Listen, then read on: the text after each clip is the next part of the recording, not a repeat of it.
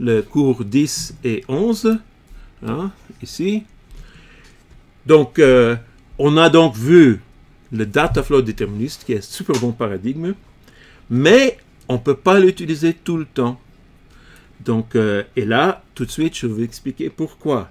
Et ça mène à un autre paradigme qui est plus expressif, qui s'appelle Message Passing Concurrency, passage de message. On appelle ça aussi Multi-Agent Actor, des acteurs multi-agents. Et en fait, avec ça, on peut faire des choses complètement générales qu'on ne peut pas faire avec le data flow déterministe. Mais pourquoi pas? Eh bien, on va voir ça. Donc, pour surmonter les limitations, on aura besoin d'un nouveau concept qui s'appelle un port, et on va devenir des objets basés sur les ports, aussi des objets actifs. Je vais faire le lien avec la programmation orientée objet. Et on va faire des programmes multi-agents avec beaucoup d'agents. Mais d'abord, quelle est la limitation? Donc, dans les deux derniers cours, on a vu le data flow déterministe. J'ai vu Concurrency for Dummies, la concurrence pour les nuls. On peut ajouter des threads à volonté sans changer les résultats. Mais, malheureusement, on ne peut pas toujours utiliser ce paradigme. Et on ne peut pas l'utiliser dans certains cas. C'est un peu subtil, et je vais vous montrer ça avec un exemple. C'est très subtil. Le data flow déterministe, il est déterministe. Ça veut dire que quoi que fasse l'ordonnanceur, le scheduler, le résultat est toujours le même. Mais, parfois, ça ne suffit pas. Parfois, il faut rendre le non-déterminisme visible. Pourquoi ça? Parfois, le non-déterminisme, on doit le voir. Il doit être visible. Mais pourquoi? C'est un peu subtil. Le concept de non-déterminisme est un truc assez subtil. Et comme ça, je vais vous donner un exemple. Je vais vous expliquer exactement pourquoi. Pourquoi, parfois, on a besoin du non-déterminisme. OK? Ça, c'est clair. Je passe un petit moment sur le chat. Donc, pour l'instant, c'est un mystère. Hein? Pourquoi le non-déterminisme est un outil? Parfois, on a besoin et le programme doit le montrer. Je vous ai dit, ça peut être un démon, ça peut donner des trucs bizarroïdes, ça peut donner un programme qui donne des résultats différents quand on exécute plusieurs fois. Ça, c'est quand on l'utilise de façon sauvage. Mais parfois, on a besoin du non-déterminisme. Donc, c'est très intéressant, c'est un peu subtil. Et là, maintenant, je vais vous montrer ça avec un exemple. Pourquoi c'est le cas? Donc, c'est une des choses les plus subtiles que nous allons voir dans ce cours. Donc, je vais vous commencer par un exemple, par un genre d'application que, en fait, tout le monde connaît. Ça s'appelle une application client-serveur. Ce sont des applications extrêmement utilisées partout, partout, partout. Je vous explique d'abord ce que c'est. Donc, une application client-serveur, il y a un ensemble de clients, ce sont des petits programmes, ça peut être des ordinateurs, et tous sont connectés à un serveur. Donc, il y a N clients et un serveur. Tous ces programmes sont des agents concurrents. Donc, le client fait des demandes. Monsieur, on ne voit pas les slides. Pardon? On ne voit pas les slides. Ah, pardon. Oups. Qu'est-ce qui se passe là? Vous ne voyez pas les slides. OK. Voilà.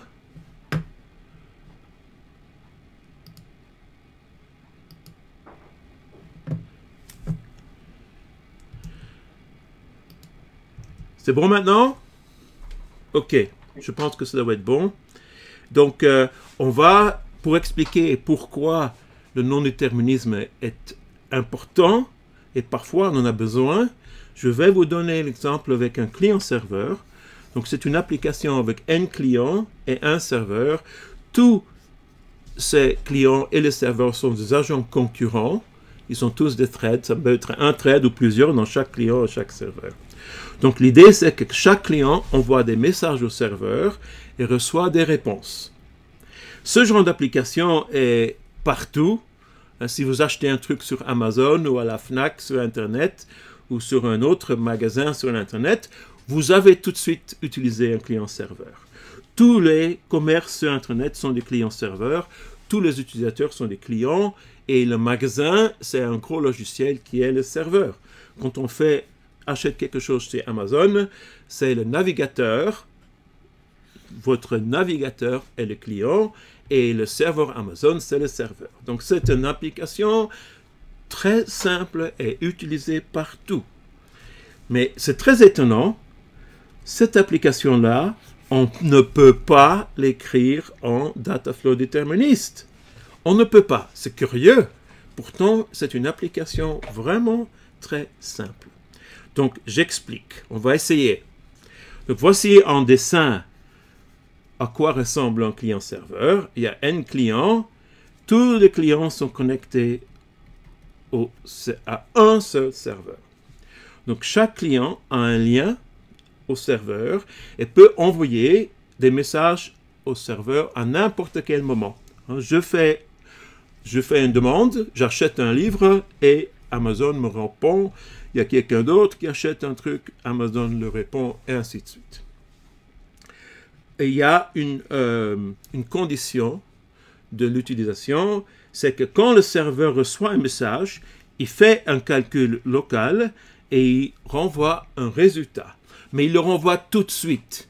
Il fait son calcul et il n'attend pas, il renvoie tout de suite la réponse. C'est clair que c'est le comportement qu'on veut.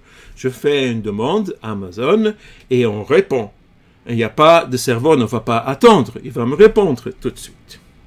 OK, vous avez compris cette application. Maintenant, on va essayer de le programmer. On va essayer de le programmer en Dataflow déterministe. Pour simplifier l'essai, je vais supposer qu'il y a 2 clients, pas des millions, simplement 2. Chaque client a un flow de requêtes. Et les réponses, c'est à l'intérieur des requêtes. On peut dire qu'à l'intérieur d'une requête, on peut mettre une variable. Donc, on ne va pas se préoccuper des réponses, c'est à l'intérieur des requêtes. Donc, chaque client fait des requêtes. Le serveur, il reçoit les flows des 2 clients. Donc, un serveur reçoit les flows des 2 clients. Eh bien, on peut pas, ça ne marche pas en Dataflow déterministe. Eh bien, on va essayer. Voici un premier essai. Voici le serveur avec 2 flows d'entrée. Donc, je les mets ensemble. Je fais un case parce que je dois lire les messages. Et j'attends que les messages arrivent. J'ai S1 et S2, les 2 flows. Eh bien, supposons que S1 fait un message, alors il y a le message M1, le reste c'est T1, S2 n'envoie pas de message. Je fais mon calcul sur M1 et je fais l'appel récursif. C'est clair quand le message M1 arrive. Si le message M2 arrive, ici, eh bien, j'ai un autre pattern, une autre forme. Et là, j'attends M2, S1 ne fait rien, mais M2 arrive, je fais mon calcul avec M2 et je fais le récursif. Mais en fait, ça ne marche pas. Ce code ne va pas marcher. Eh bien, pourquoi? Parce que la deuxième forme ne sera jamais choisie. La deuxième forme ne peut être choisie que si la première forme ne correspond pas, s'il n'y a pas de pattern matching. Mais ce ne sera jamais le cas. La première forme va simplement attendre un message de client 1 et faire le calcul et continuer. La deuxième forme ne sera jamais choisie. C'est bizarre. Alors on continue. Donc si client 2 envoie un message, ici, si client 2 envoie un message, mais pas client 1, eh bien, le case va toujours attendre sur le client 1. Il ne va pas attendre sur le client 2 parce que il ne peut attendre que la deuxième forme si la première forme est fausse. Si on peut dire qu'il ne sera jamais satisfait, mais ce n'est pas le cas. La première forme sera toujours tôt ou tard satisfaite quand le premier client envoie un message. Si on inverse, voici une autre tentative. On inverse la chose. Hein? Si client 2 envoie un message, eh bien, on attend le message de client 2 et on le traite. Pardon, ça doit être un 2. Et sinon, il y a une deuxième forme. Mais on a le même problème, bien sûr. Le client 1, le pauvre, il ne sera jamais traité. Eh bien, essayons une autre manière. Supposons que on veut les deux clients. On va donc attendre pour un message pour les deux. Peut-être que le serveur va recevoir des deux. Donc, on attend 2 ici. Et quand on arrive à 2 messages, on les traite et on continue. Mais en fait, ça ne marche pas non plus. Mais pourquoi? Eh bien, si les clients 1 envoient un message, mais les clients 2 n'envoient rien, les clients 1, son message ne sera pas traité. Il faut attendre 2 messages. Donc, le serveur ne pourrait pas répondre rapidement. Il ne marche que quand 2 messages arrivent. Donc, s'il n'y a qu'un seul client chez Amazon, il ne sera jamais satisfait. Donc, quel est le problème maintenant, vraiment, le problème là?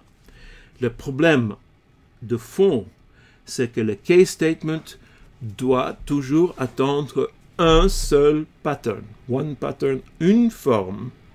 C'est parce qu'il est déterministe. Vous vous souvenez, on est en deterministic data flow.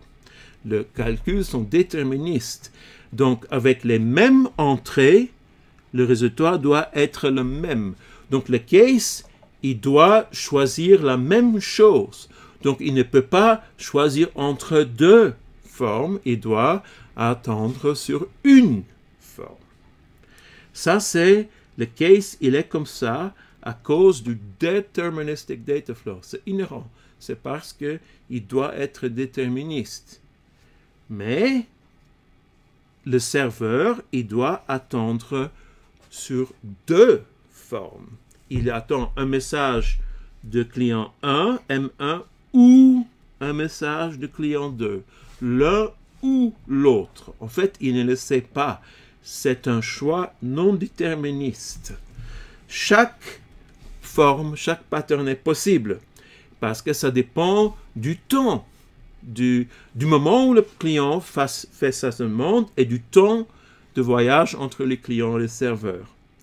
Cette décision, quel message arrive le premier, n'est pas fait par le programme. C'est fait en dehors du programme. Ça veut dire que c'est une décision non déterministe. Le non-déterminisme, c'est quand il y a des décisions faites en dehors du programme. Donc le serveur doit faire une opération non déterministe. Et donc ça nous met exactement au clou, au point difficile, au point subtil. Et ça va, j'espère, vous aider à mieux comprendre le concept de non-déterminisme. Non-déterminisme, ça veut dire qu'il y a un choix qui est fait en dehors du contrôle du programme. C'est ça le non-déterminisme. Par exemple, l'ordonnanceur fait un choix, mais ce n'est pas contrôlé par le programme. Ici, ce n'est pas l'ordonnanceur qui choisit. Le choix, c'est l'ordre d'arrivée des messages des clients. Ça dépend de quand le client envoie le message, mais aussi le temps de voyage. Donc, on ne peut pas prévoir ça. Ça dépend des facteurs extérieurs. Et c'est inhérent. Ça fait partie du client-serveur. Quand un client envoie un message, on ne peut pas savoir quand. Et l'autre non plus. 2 clients sont indépendants. On ne peut pas éviter ce non-déterminisme. En fait, si on regarde bien, c'est une conséquence de la condition, ici en bleu, du programme. Le serveur reçoit un message, fait un calcul local et renvoie une réponse immédiatement. Le serveur ne peut pas attendre d'autres messages. Il doit répondre à chaque client comme s'il était le seul client dans le système. Ça, ce truc en bleu, ça force le programme à être non déterministe. Et avec cette condition-là, on ne peut pas l'écrire en data flow déterministe. OK. C'est un peu subtil. Je passe aux questions. OK. Donc, il y a une question. Est-ce que les sockets sont moyens de résoudre le problème de limitation de case? C'est une très bonne question parce qu'effectivement, dans un système d'exploitation, les connexions se font avec des sockets, mais un socket, c'est très intéressant parce qu'en principe, les connexions, comme TCP, c'est entre deux processus. Donc, chaque client a une connexion. Et en fait, les sockets tout seuls ne suffisent pas, mais il y a une opération en plus. En fait, ça s'appelle, à Unix, ça s'appelle select. Il y a une opération qui permet d'attendre sur plusieurs choses. Une chose ou l'autre, ou l'autre. Un message sur une connexion ou une autre, ou une autre, ou une autre. Et c'est avec select qu'on peut le faire. Donc, c'est une opération qui est non déterministe. Donc, en fait, les systèmes d'exploitation, je vais l'écrire, dans Unix, il y a une opération qui s'appelle select, qui est une attente non déterministe et qui résout le problème, mais qui est non déterministe. Donc, nous, on va devoir faire à peu près la même chose. On va devoir ajouter une opération non déterministe. Ça va? Est-ce que ça peut répondre? Donc, ce que je dis là, ce problème est inhérent, ça va dans tous les systèmes d'exploitation, et on ajoute une opération en Unix qui s'appelle select pour exactement faire une attente sur plusieurs choses parce que on doit faire une opération non déterministe. OK? C'est clair la réponse? Monsieur Raphaël, ça va? Tu as compris? C'est bon? OK. De toute façon, si vous avez d'autres questions, vous pouvez continuer. Donc, je vais maintenant continuer. Donc, on a donc ce problème. On va donc essayer de résoudre ce problème. Attends, je vais vous montrer. Je vais continuer avec les transparents.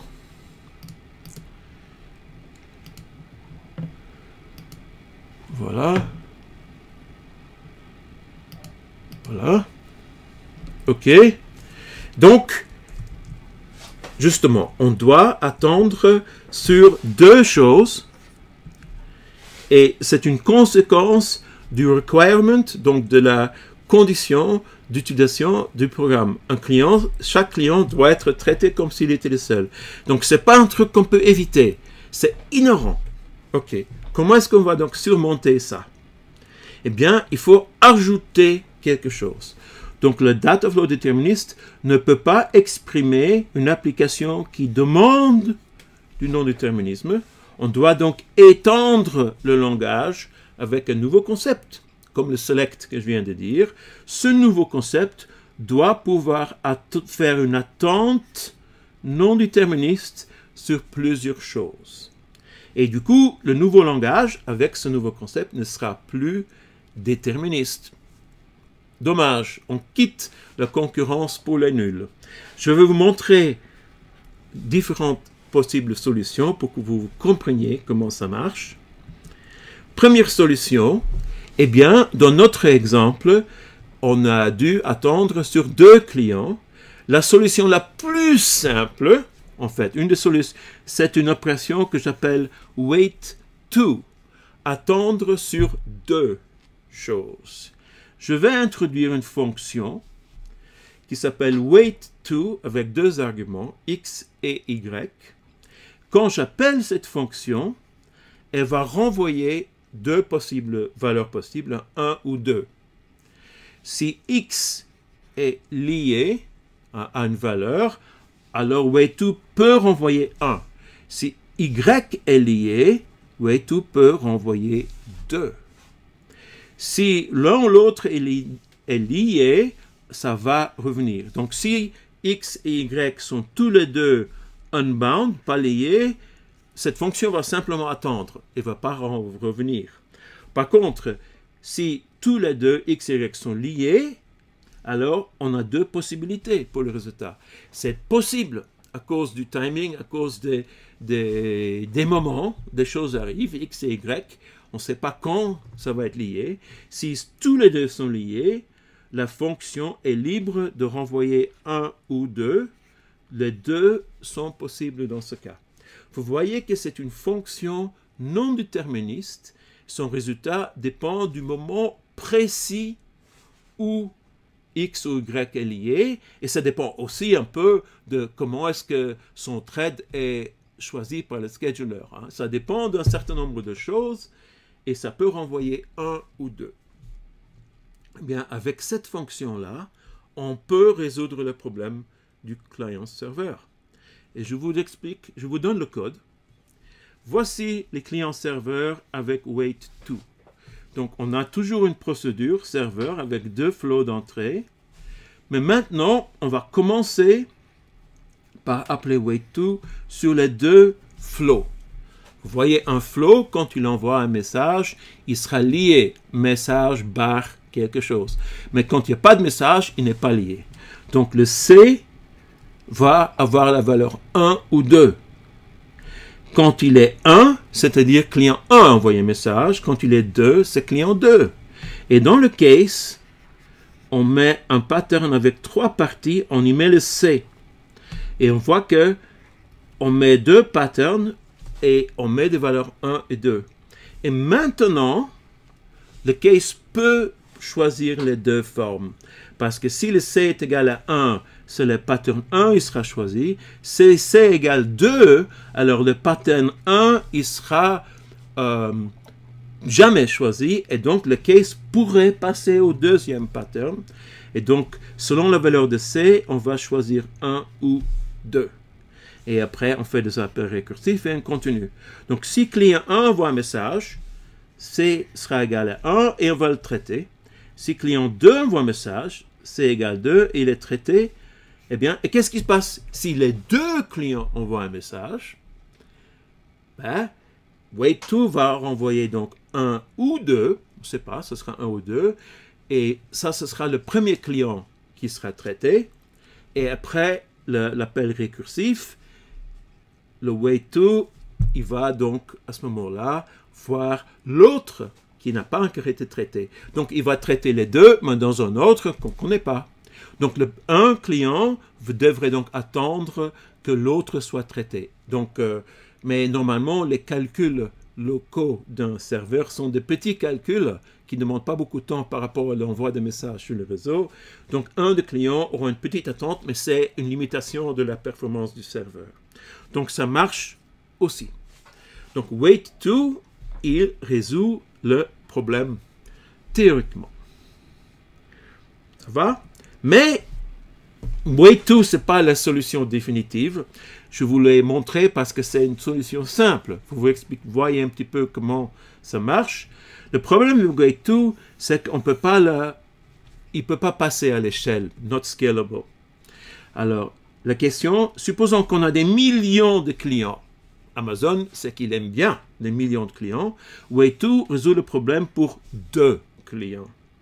Comment est-ce qu'on peut attendre sur des millions? Eh bien, le wait2 attend sur 2. Mais il faut faire beaucoup d'appels de wait2. En fait, on a 1 million de flows pour les millions de clients. On prend 2 flows et on les fusionne. On fait un merge, une fusion des 2 flows avec wait2. Donc, si un message passe sur l'un ou l'autre flow, il va passer à la sortie à cause de wait2 sans attendre. Et comme ça, on peut fusionner tous les flows pour arriver au bout à un seul flow qu'on donne au serveur. Donc, on a une sorte d'arbre, un énorme arbre de fusionneurs, a huge tree, un énorme arbre de fusionneurs. Et ça marchera, effectivement, si un client envoie un message, ce message passera par tous les merges et va arriver au serveur. Mais le problème, c'est qu'il faut gérer cet énorme arborescence, et cet arbre doit s'étendre quand de nouveaux clients arrivent, devenir plus petit quand les clients disparaissent. C'est beaucoup d'administration et c'est pas très efficace. Donc à la fin, Wait2 n'est pas pratique. Ça marche, hein? Ça marche, mais ça donne des programmes compliqués. Ok? Je vais passer un moment. Je vais passer au chat.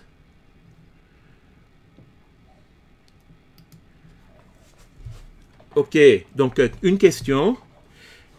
Est-ce qu'il est possible que le Wait2 puisse envoyer plusieurs fois la même valeur d'affilée? En fait, le Wait2 se comporte comme une fonction. On l'appelle et il renvoie une seule valeur qui peut être 1 ou 2. Il ne va pas renvoyer plusieurs valeurs. Donc si on a deux flows et on fait Wait2 et des messages arrivent sur les deux, eh bien le Wait2 va donner 1 ou 2. On va donc traiter un des deux flows, mais après on va appeler le Wait2 une deuxième fois et après l'autre sera traité. Donc à chaque fois qu'on appelle Wait2, il y a une valeur qui est renvoyée. Hein? C'est très simple le Wait2. Il ne va pas avec des mêmes flows. Si on l'appelle, il y a l'autre question, si on appelle deux fois Wait2 avec les mêmes flows d'entrée, ça c'est une question intéressante. Si j'ai Wait2 S1, S2, et un peu plus tard, j'appelle de nouveau Wait2 S1, S2, eh bien, il n'y a aucune garantie que les deux appels de Wait2 avec les mêmes entrées vont donner les mêmes résultats. Parce que si les deux flows sont liés, eh bien, le Wait2 est libre de faire 1 ou 2. Le Wait2 n'a pas de mémoire de ce qu'il a renvoyé dans le passé. Dans un cas, à chaque fois, il voit deux valeurs, il fait son choix non déterministe. Il n'y a aucune historique dans un Wait2. Donc, si on fait deux fois, je vais le faire ici, deux appels, Wait2 S1, S2, suivi par Wait2 S1, S2, comme ça.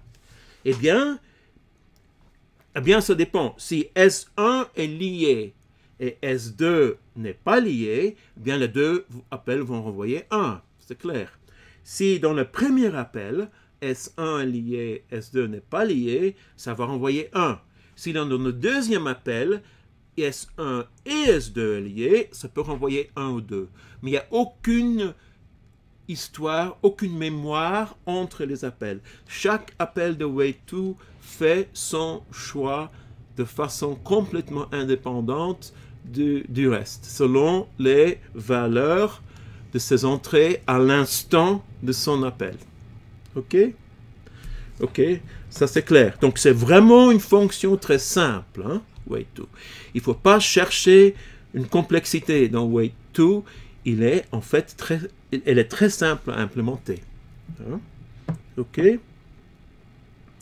y a une autre question. En scalant le problème, la distribution de traitement est-il équiprobable?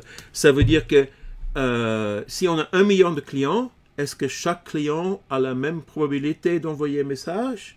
C'est ça la question? Bien, ce n'est pas du tout le cas. Hein? On ne peut rien dire sur les clients. Hein? Ça dépend des gens. Il y a des gens qui achètent beaucoup aujourd'hui et peu demain. Donc la question c'est... J'ai pas vraiment compris la question. Est-ce que, Raphaël, tu peux reformuler ta question? En fait, la notion de probabilité n'est pas du tout applicable ici. Parce que la probabilité, c'est une fréquence. Hein? Dans la course sur la théorie des probabilités, la probabilité, c'est une limite de fréquence quand le nombre d'essais passe à l'infini. Hein? On roule des dés 10 fois, 1 million de fois, 1 milliard de fois, et on calcule la fréquence. Ici, il n'y a pas de limite à l'infini. On voit chaque client envoyer un message ou pas. Donc, on ne peut pas vraiment parler de probabilité. On n'a aucune manière de mesurer les choses. Ça peut changer d'un moment à l'autre. Les limites ne peuvent ne pas exister. Donc, la notion de probabilité ne s'applique pas ici.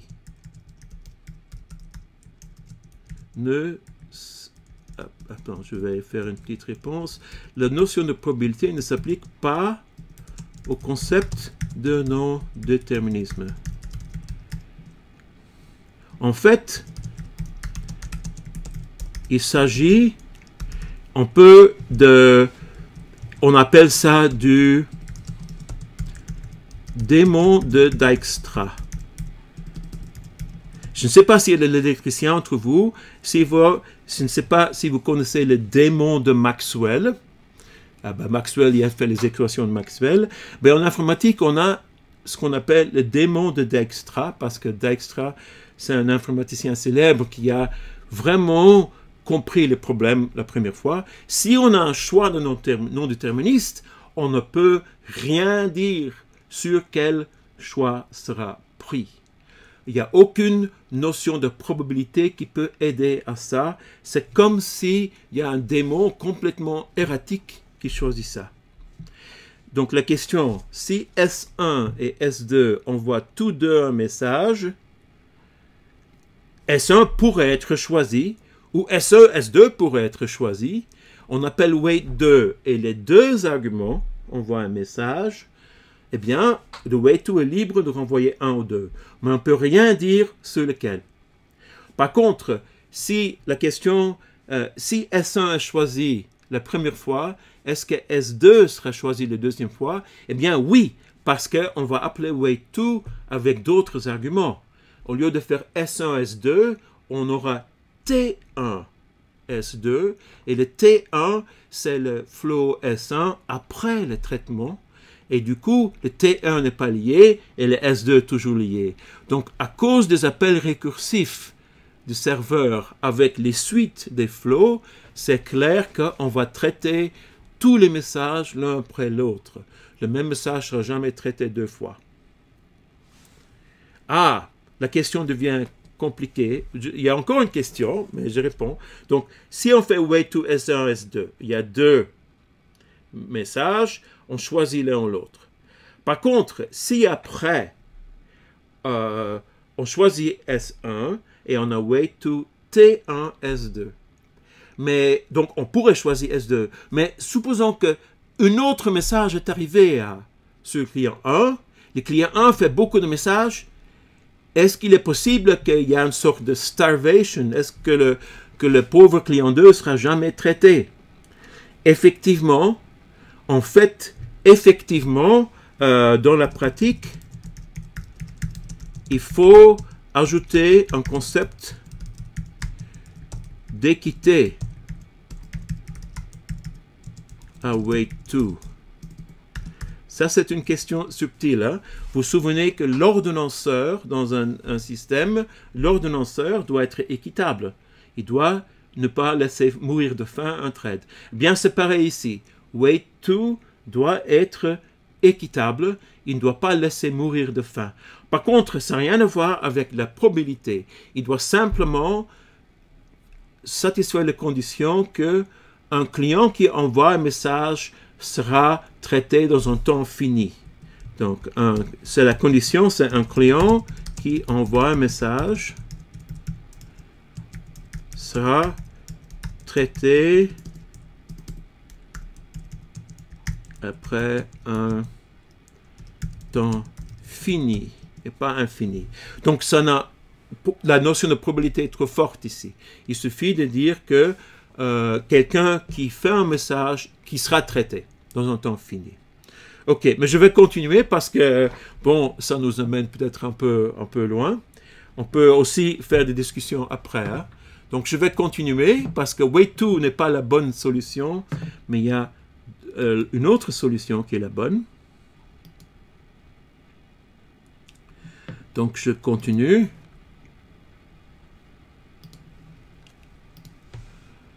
Donc, weight 2 n'est donc pas scalable. On ne peut pas le passer à l'échelle avec weight 2.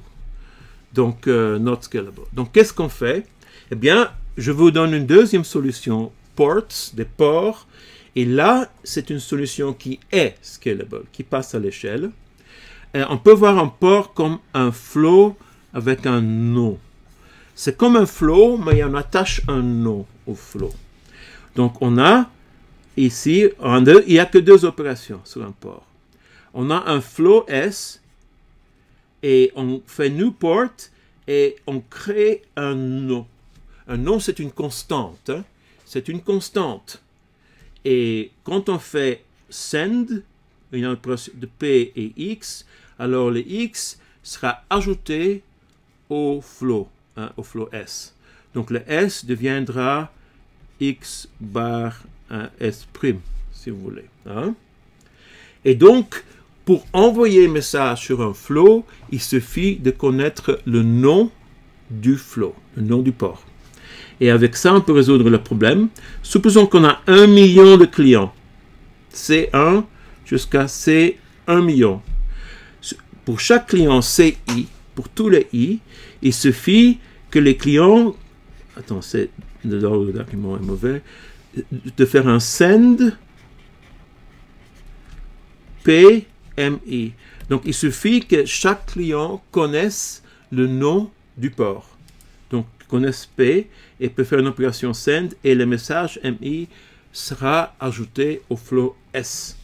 Et le serveur va lire le flow S et tous les messages vont donc apparaître dans un ordre, bien sûr, non déterministe. Donc, on n'a pas besoin d'une énorme arborescence parce que les ports, les flows ont des noms. Et n'importe quel thread pourrait envoyer un message en connaissant le nom.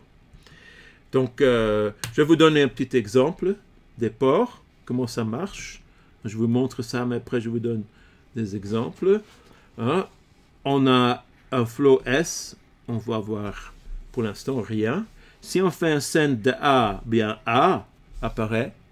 Si on fait un send B, il y a A et B qui apparaissent. Donc chaque fois qu'on fait un send, la valeur s'ajoute. Donc c'est assez facile, simple comme opération. Mais supposons qu'on a deux threads. Et dans le premier thread, on va un send de C. Et dans le deuxième thread, on va un send de D. Quels sont les résultats possibles? Maintenant, ça dépend de l'ordonnanceur. Ça dépend quel des deux sends va être exécuté en premier. Et le résultat sera non déterministe. Et le résultat va donc exposer, on va donc exposer le non-déterminisme de l'ordonnanceur. Ça veut dire, selon le choix de l'ordonnanceur, on va avoir C, D ou D, C. On va avoir l'un ou l'autre. OK? Donc, vous voyez donc que c'est une opération non déterministe. C'est clair, hein? Ce n'est plus déterministe, comme wait2, le port non plus n'est pas déterministe. Et je vous donnerai la sémantique un peu après. Je vous montrerai d'abord comment on fait les clients-serveurs avec les ports. On a un port P et on a son flow S. Et voici le code du client. Pour tout nombre de clients, il suffit que les clients connaissent le nom du port et fassent send PM pour envoyer le message. Et le code du serveur devient très simple. Il y a un seul flow. Le serveur ne voit pas le nombre de clients. Le serveur voit arriver un seul flow. Et il suffit de lire le flow, hein, le message qui arrive. Tout le non-déterminisme est à l'intérieur du concept de port. OK? Donc, voici pour les ports. Donc, je vais passer un instant au chat. Donc, c'est clair. Le deuxième concept qu'on a introduit, c'est la notion de port. C'est un simple... c'est simplement un flow qui a un nom. Un nom est une constante et il suffit pour le thread ou le client de connaître la constante pour envoyer le message. Donc, c'est un concept qu'on peut mettre à l'échelle, Le seul problème, c'est comment informer le client du nom du port. Et c'est très simple. On envoie un message au client, on lui dit voici le nom du port. Donc en fait, c'est un concept qui est très facile à implémenter. OK? Donc voilà pour la première partie. Je vais faire une petite pause de 5 minutes et après on va continuer et je vais vous montrer comment faire des agents avec des ports. OK? Donc on fait maintenant 5 minutes de pause. Je vais muter mon microphone, mais pour le reste, je laisserai tout allumé.